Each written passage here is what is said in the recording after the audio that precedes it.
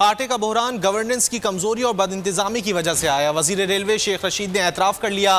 कहते हैं गंदम की एक्सपोर्ट का फैसला गलत था। मैंने ECC इजलास में काबीना के इजलास में मुखालिफत की थी।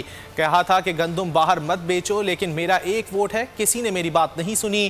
पहले सस्ती गंदम बरामद कर दी, अब महंगी दरामद करेंगे, जो कि अच्छी बात नहीं। अब 3 लाख टन गंदम दरामद करने जा रहे हैं। इसका इजाफी बोझ पड़ेगा।